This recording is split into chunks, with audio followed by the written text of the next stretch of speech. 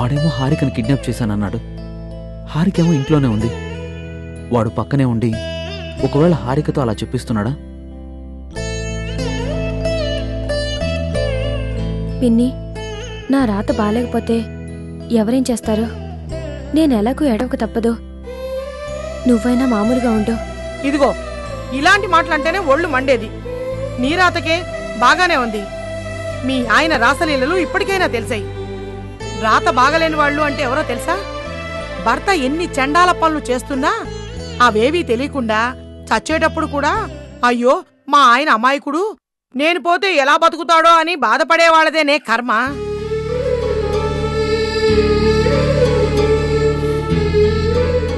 నువ్వు చదువుకున్న దానివి, నీ భవిష్యత్తు గురించి నువ్వే ఆలోచించుకో. తప్పు చేసి దొరికిన ఏ మగాడైనా చెప్పే సమాధానం ఇదే. పొరపాటును తప్పు చేశాను, ఇంకెప్పుడు తప్పు చేయను, నువ్వు చెప్పినట్టే నడుచుకుంటాను అంటారు. అది వినగానే మనం పొంగిపోయి క్షమించేస్తాం. నువ్వు అలాంటి తప్పు చేయకు. అసలు జరిగిందాన్ని ఇప్పటికీ నా మనసు జీర్ణించుకోలేకపోతుంది. అది నిజమని తెలిసినా నిజమని నమ్మడానికి నా మనసు ఒప్పుకోవడం లేదు. ఇలాంటి స్థితిలో ఉన్న నేను భవిష్యత్తు గురించి ఏం ఆలోచించగలను? నువ్విలా జరిగిందాన్ని నిజమో కాదో తేల్చుకోలేకున్నాను అనుకుంటేనే మీ ఆయన నీకు ఏదో చెప్పి బురిడి కొట్టిస్తాడు. అంతెందుకు, ఇప్పుడు చూడు, నువ్వు నిక్షేపంలా ఉంటేనే నిన్ను కిడ్నాప్ చేశారు అన్నాడు. పాపని కిడ్నాప్ చేశారు అని చెప్పాడు. ఇంకాసేపైతే ఏం చెప్తాడో.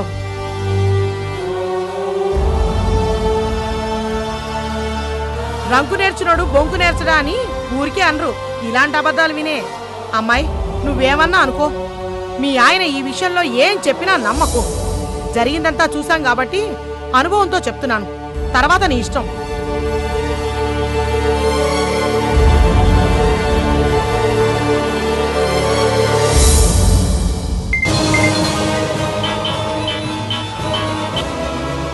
హలో.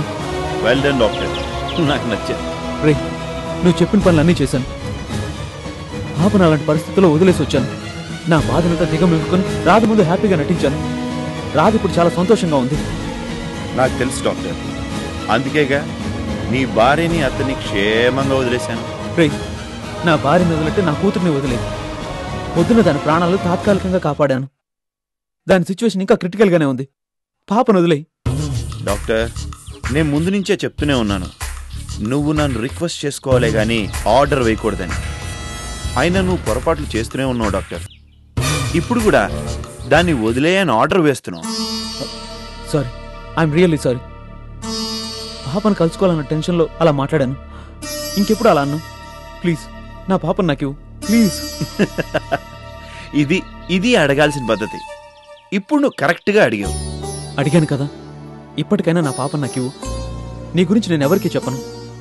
పాపని ముంబైకి తీసుకెళ్లానని అందరికీ చెప్పాను. అదే అబద్ధాన్ని నిజం చేస్తాను. నన్ను నమ్ము. నేను నమ్మడం కాదు గాని నువ్వు ఏదో చేస్తావన్న భయం నాకు లేదు. నువ్వు ఎలాగైనా అనుకో, బట్ పాపను మాత్రం నాకు ఇచ్చే. నేను అసలు చాలా సమస్యల్లో ఉన్నాను. ఇంకా నన్ను బాధ పెట్టకు. Okay doctor, okay. నీ పర్ఫార్మెన్స్ నాకు బాగా నచ్చింది. నువ్వు రాధని బాగా చూసుకుంటున్నావు కాబట్టి నీకు పాపనిచ్చేయాలని నిర్ణయించుకున్నాను.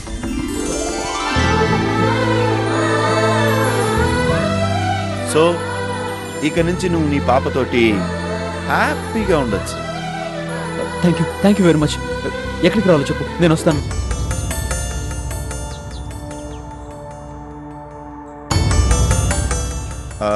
ఓ పంచే, ఎక్కడికో ఎందుకు గానీ నీ ఇంటి నుంచి నేరుగా వెళ్తే ఒక సర్కిల్ వస్తుందా? వస్తుంది. అక్కడికి రమ్మంటావా? మరీ నడి రోడ్డు మీద వదిలే గానీ అక్కడి నుంచి కొంచెం రైట్ తీసుకుని లోపలికి రా. వస్తాను. అలాగే వస్తాను కాదు, వచ్చేస్తున్నాను అని చెప్పాలి.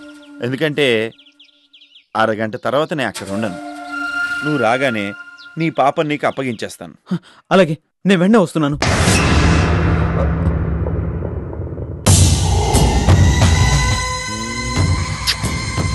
పాపం డాక్టర్ గారు మనం అనుకున్న దానికన్నా బాగానే హెల్ప్ చేశాడు. అందుకే కాదు పాపకి ఆరోగ్యం బాలేదు. మన చేతుల్లో ఏమనైతే మనకి రిస్క్. అందుకే పాపనిచ్చేస్తున్నాను. అంటే త్వరలో 100 కోట్లు మనల్ని వెతుక్కుంటూ వస్తాయి.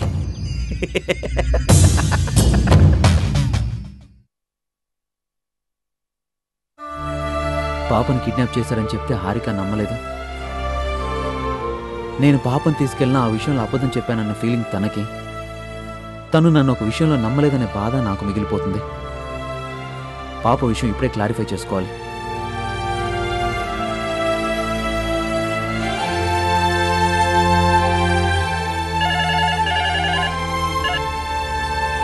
హలో, హరి, నేను కిషోర్ మాట్లాడుతున్నాను.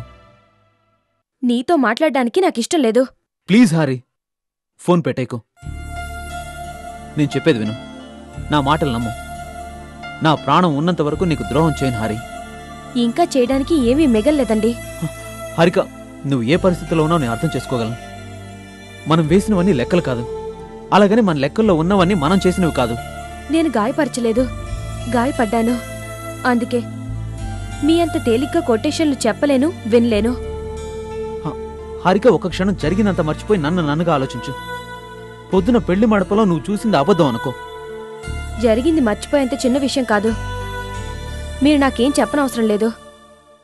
నేను అక్కర్లేని మీకు మన పాప అవసరం లేదని నా నమ్మకం. దయచేసి మన పాపని, సారీ, నా పాపని నాకు ఇచ్చేయండి. హారిక, అసలు విషయం నీకు తెలిసేంత వరకు నువ్వు ఇలానే మాట్లాడుతూ ఉంటావు. పాప విషయం చెప్తే చెప్పండి. అంతకు మించి వేరే విషయాలు మాట్లాడుకునేంత అనుబంధాన్ని మీరు మిగల్చలేదు. నేను ఫోన్ పెట్టేస్తున్నాను. హారిక, ప్లీజ్. పాప గురించి చెప్దామని నీకు ఫోన్ చేశాను. నువ్వు ఒక ప్లేస్కి రా. అక్కడ మన పాపని కిడ్నాప్ చేసిన వాళ్ళు అక్కడికి తీసుకొస్తాన్నారు. మన పాప మన చేతికి వచ్చాక నీకు ఏం జరిగిందో మొత్తం చెప్తాను. హారిక, నేను చెప్పేది నీకు నమ్మాలనిపించకపోవచ్చు, కానీ నువ్వు వచ్చి చూస్తే నమ్ముతావు. నీ కళ్ళ ముందే మన పాపను తీసుకుంటాను. దయచేసి నన్ను నమ్ము. నేనెక్కడికో వచ్చి ఇంకోసారి బాధపడలేను. ఇవన్నీ ఆపి నా పాప నాకిచ్చేయండి. ఇవ్వడానికి పాప నా దగ్గర లేదు హారి. పైగా మనమేదో విడిపోతున్నట్లు మాట్లాడుతున్నావే. ఏం జరిగిందో తెలిస్తే నువ్వే అర్థం చేసుకుంటావు. మన ఇంటి నుంచి ముందుకు వెళ్తే 4 రోడ్ల జంక్షన్ వస్తుంది. అక్కడి నుంచి రైట్కి రా. అక్కడ చెరువు ఉంటుంది. నేను అక్కడ ఎదురు చూస్తుంటాను. నేనే కాదు, పాప కూడా అక్కడికే వస్తుంది.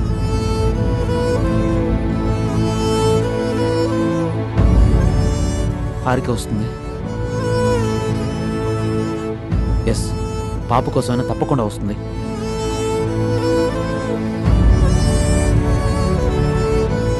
ఈ రోజుతో ఈ నాటకం ముగిసిపోతుంది. రాధ విషయంలో నేను చేయగలిగినంత చేశాను. ఇలా అర్థాంతరంగా వెళ్ళిపోవడం తప్ప నాకు వేరే మార్గం లేదు. I'm sorry Radha.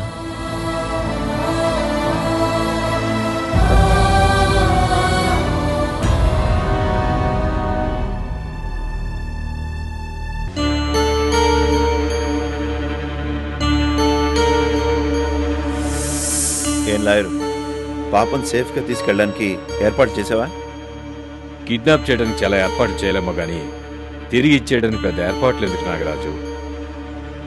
నువ్వు నిజంగా లా చదివి పాస్ అయ్యావా, లేకపోతే దొంగ సర్టిఫికేట్తో లాయర్ అయ్యావా? నాగరాజు, నేను గోల్డ్ మెడలిస్ట్ని, తెలుసా? తెలుసులే. మెడలో గోల్డ్ మెడల్ వేసుకుంటే గోల్డ్ మెడలిస్టేనా? లేకపోతే ఏంటి లాయరు, పాపని కిడ్నాప్ చేస్తున్నప్పుడైనా తిరిగిస్తున్నప్పుడైనా సేమ్ కేసు సేమ్ శిక్ష. సరేలే, దాని గురించి వదిలే. ఏదో పొరపాటున అన్నాను. పాపను తిరిగిచ్చే విషయంలో నాకు కొన్ని డౌట్స్ ఉన్నాయి. లేట్ ఎందుకు, అడుగు. ఎలాగూ రాధ హ్యాపీగా ఉంది. కొద్ది రోజులు ఓపిక పడితే ఆస్తి మన చేతికి వస్తుంది. ఇలాంటి టైంలో పాపను వాడి చేతికి ఇచ్చేస్తే వాడు ఊరికే వదులుతాడా? ఏం చేస్తాడు? మనం వాడిని వాడి పాపని చాలా టార్చర్ పెట్టాం కదా.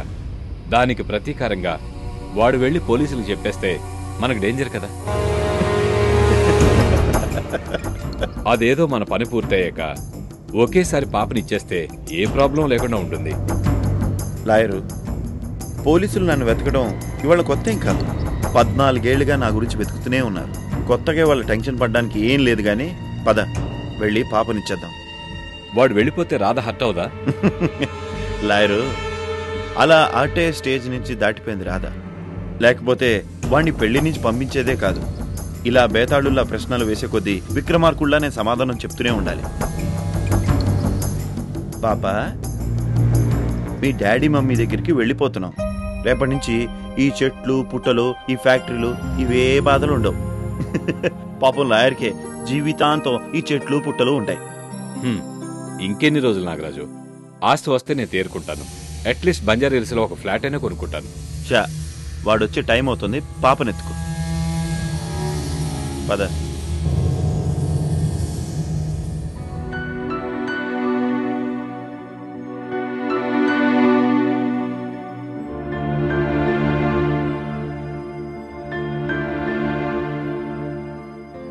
నాకేదో అనుమానం వచ్చింది కాబట్టి నేను చిలక్కు చెప్పినట్టు చెప్తూనే ఉన్నాను. అంతా అనుకున్నట్టే జరిగింది. తప్పు చేసిన ప్రతి మగాడు ఇంతేనే, ఏదో ఒకటి చేసి తప్పించుకోవాలని చూస్తారు. అసలు క్షణం సేపు నేను హాల్లో లేకపోయేసరికి అప్పుడే ఫోన్ చేయడం, ఏదేదో కారణాలు చెప్పడం, నిన్నెక్కడికో రమ్మనడం అంతా అయిపోయిందన్నమాట. అతను చెప్పాడు సరే, నువ్వెలా నమ్మావే? నమ్మానని చెప్పడం లేదు, కాకపోతే వెళ్ళి నిజం తెలుసుకోవడంలో తప్పు లేదు కదా అని వెళ్దామంటున్నాను. పైగా వెళ్లాల్సింది ఎక్కడికో కాదు, మన ఇంటికి దగ్గరలోనే. ఇప్పుడు సమస్య ఎంత దూరం వెళ్లాలని కాదు, పుణ్యం వస్తుందంటే కాశీకైనా వెళ్ళొచ్చు. నా బాధ అది కాదు. ఇంకా నువ్వు నిజం తెలుస్తుంది కదా అంటేనే భయం వేస్తుంది. మన కళ్ళతో మనం చూసాం, అయినా ఇంకా నిజమేమిటి అని అనడమే ఆశ్చర్యంగా ఉంది.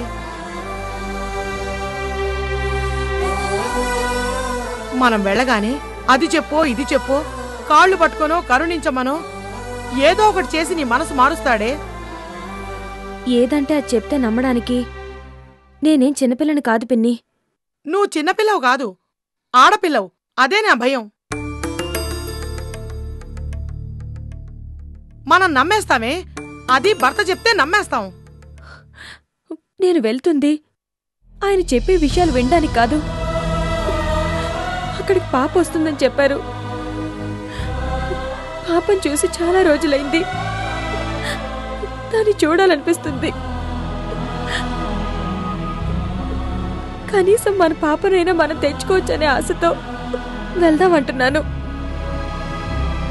పాప కోసం వెళ్తాను అంటున్నావు సరే, దాన్ని తప్పు అని నేను అన్ను. అలాగైతే నువ్వు ఇక్కడే ఉండు, నేను వెళ్ళి పాపను తీసుకొస్తాను. నీకైతే అవి ఇవి చెప్పగలడేమో గాని నాకైతే చెప్పలేడుగా. నేను వెళ్తానులే. నేను వెళ్ళాలనుకుంటున్నాను పిన్ని. ఒకసారి బాధపడిన నాకు ఇంకోసారి బాధపడ్డం పెద్ద కష్టమేం కాదు. నేనింత చెప్పినా హారిక రాలేదన్న కోపంతో ఆయన పాపనివ్వకపోతే అప్పుడేం చేస్తావు? హారిక, నేనెన్ని చెప్పినా నువ్వు వెళ్ళాలని నిర్ణయించుకున్నావు సరే. సరే వెళదాం. అక్కడ పాపని ఎవరో నిజంగా కిడ్నాప్ చేస్తుంటే సరే. ఒకవేళ పాపని కిడ్నాప్ చేశారే అనుకుందాం, దానికి మీ ఆయన ఇంటికి రాకపోవడానికి ఇంకో అమ్మాయితో తిరగడానికి సంబంధం ఏంటి? ఏదో సంబంధం ఉంది. అవన్నీ ఇప్పుడు చెప్పకూడదు. పాప మన చేతికొచ్చాక అన్నీ చెప్తానంటున్నారు. ఓహో, అదన్నమాట అసలు సంగతి. ఇలా చెప్తే నువ్వు వెళ్ళక చస్తావా? పిన్ని, సహనానికి ఓ హద్దుంటుంది. ఆయన చేసిన పనికి నాకు ఆయన మీదున్న ప్రేమ ఎలాగూ చచ్చిపోయింది. ఇప్పుడు కూడా ఆయన నన్ను ఏదో మాయ చేసి చేసిన తప్పుని కప్పిపుచ్చుకోవాలని చూస్తే నాలో ఏమూలో మిగిలిన కాస్త సహనం చచ్చిపోతుంది. అది ఇప్పుడు కరెక్ట్గా మాట్లాడావు. అల్లుడు ఇంకేదైనా తప్పు చేస్తున్నాడు అని రుజువైతే మనం ఆయన్ని కలుసుకునే ఆఖరి అవకాశం కూడా ఇదే. పద వెళ్దాం. దా.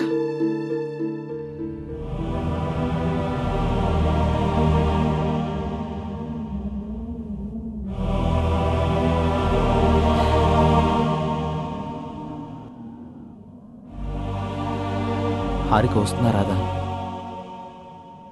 పాప కోసమైనా రావాలి. కానీ పక్కనున్న వాళ్ళ పిన్ని మామూలుగానే ఇంత విషయాన్ని అంత చేస్తుంది. ఇలాంటి పరిస్థితుల్లో హారిక ఖచ్చితంగా ఏదో ఒక సలహా ఇస్తుంది. ఫోన్ చేసి ఇంతసేపు అయినా ఇంకా రాలేదు అంటే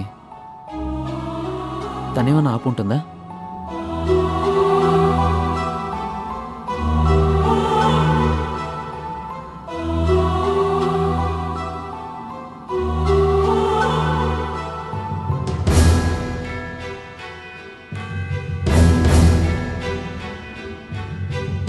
ఎవరూ ఫోన్ లిఫ్ట్ చేయట్లేదంటే తను బయలుదేరినట్టుంది.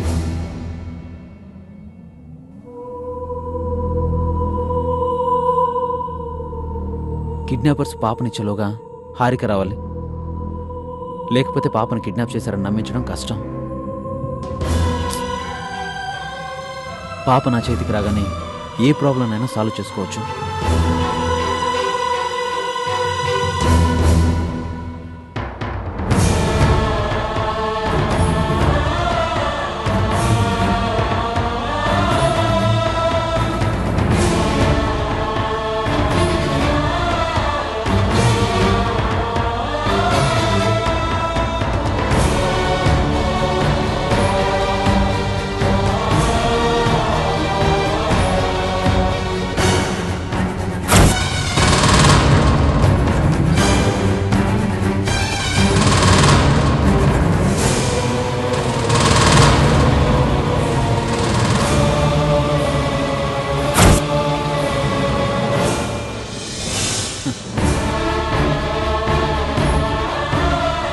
ఎలా ఉన్నా హరి?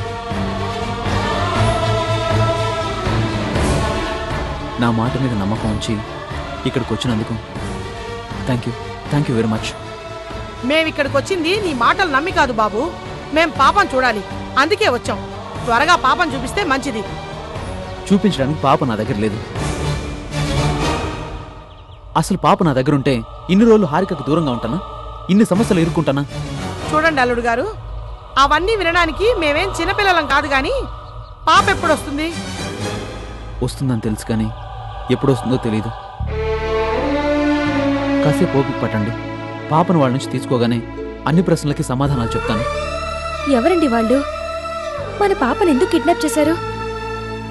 నాతో ఒక పని చేయించుకోవడానికి మన పాపను కిడ్నాప్ చేశారు. ఏం పనది? పాప వచ్చిన తర్వాత చెప్తాను.